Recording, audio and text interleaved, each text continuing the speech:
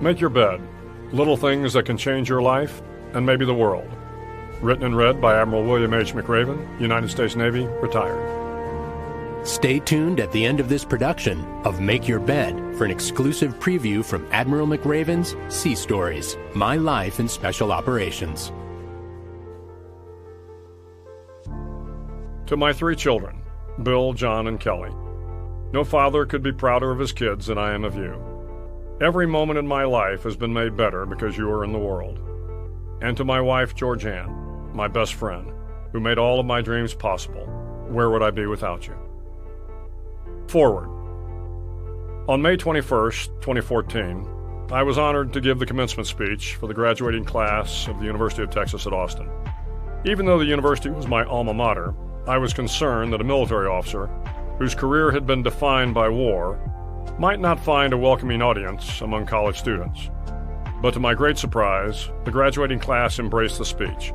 The 10 lessons I learned from Navy SEAL training, which were the basis for my remarks, seemed to have a universal appeal.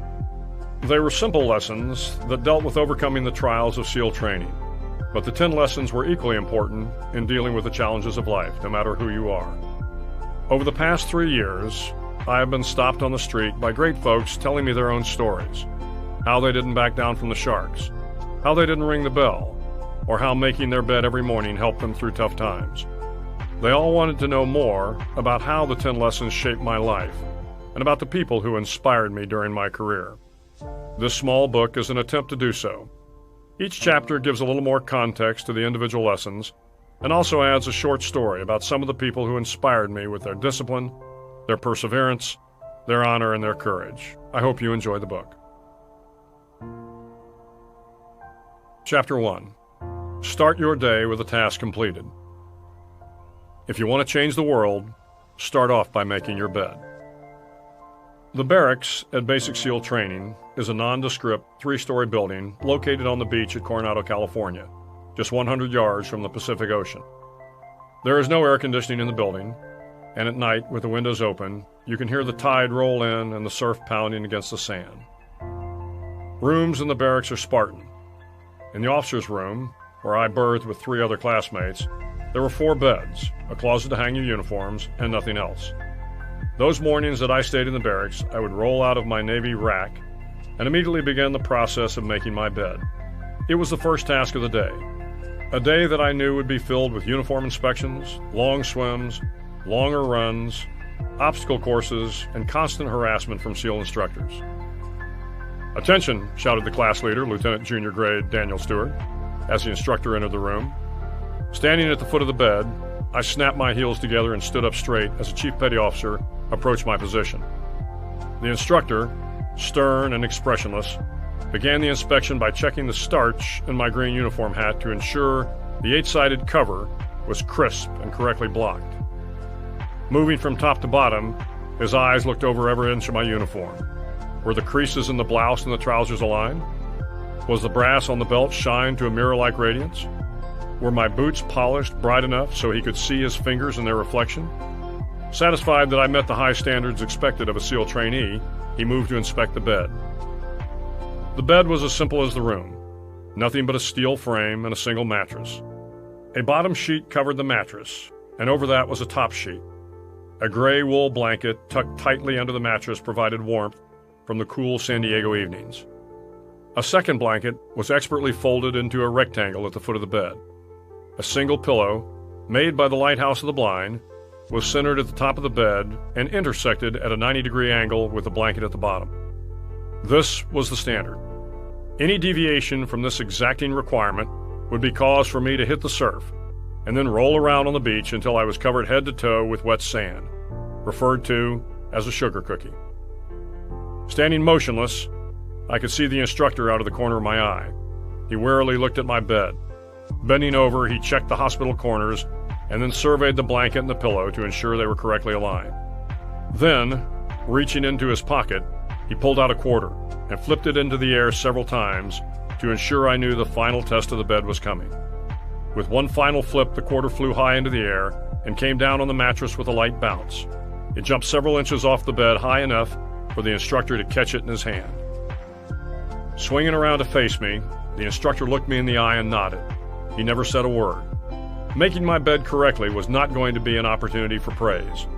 It was expected of me. It was my first task of the day, and doing it right was important. It demonstrated my discipline.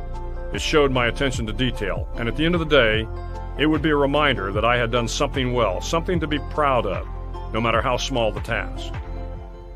Throughout my life in the Navy, making my bed was the one constant that I could count on every day. As a young SEAL ensign aboard the USS Grayback, a special operations submarine, I was berthed in sickbay where the beds were stacked 4 high. The salty old doctor who ran sickbay insisted that I make my rack every morning.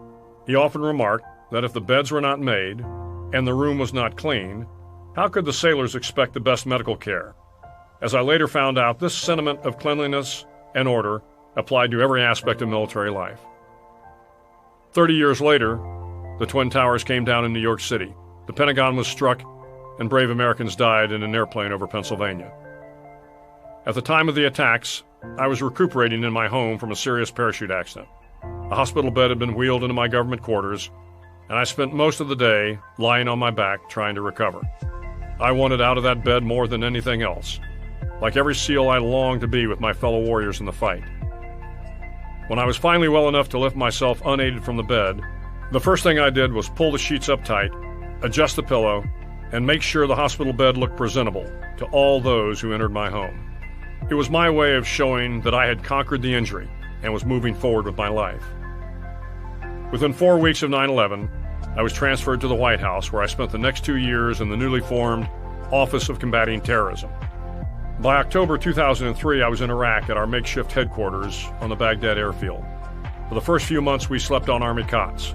Nevertheless, I would wake every morning, roll up my sleeping bag, place the pillow at the head of the cot, and get ready for the day. In December 2003, U.S. forces captured Saddam Hussein. He was held in confinement, during which time we kept him in a small room. He also slept on an Army cot, but with the luxury of sheets and a blanket. Once a day I would visit Saddam to ensure my soldiers were properly caring for him. I noticed with some sense of amusement that Saddam did not make his bed. The covers were always crumpled at the foot of his cot, and he rarely seemed inclined to straighten them. During the ensuing 10 years, I had the honor of working with some of the finest men and women the nation has ever produced. From generals to privates, from admirals to seaman recruits, from ambassadors to clerk typists. The Americans who deployed overseas in support of the war effort came willingly, sacrificing much to protect this great nation. They all understood that life is hard, and that sometimes there is little you can do to affect the outcome of your day. In battle, soldiers die, families grieve, your days are long and filled with anxious moments. You search for something that can give you solace, that can motivate you to begin your day, that can be a sense of pride in an oft-times ugly world. But it is not just combat.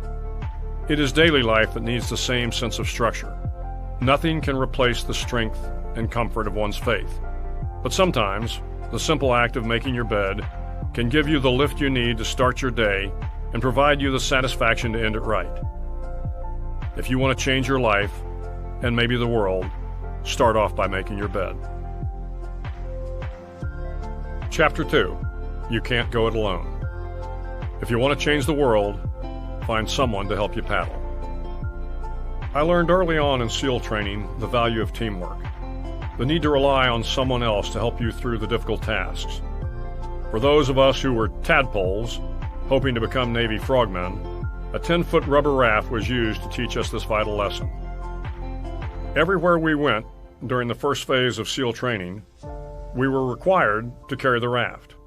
We placed it on our heads as we ran from the barracks, across the highway to the chow hall. We carried it in a low-slung position as we ran up and down the Coronado sand dunes.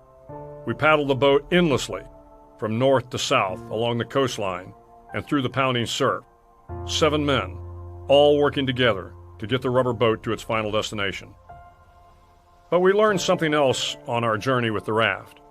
Occasionally, one of the boat crew members was sick or injured, unable to give it 100%.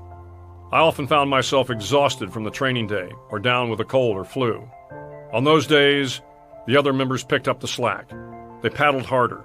They dug deeper. They gave me their rations for extra strength. And when the time came, later in training, I returned the favor.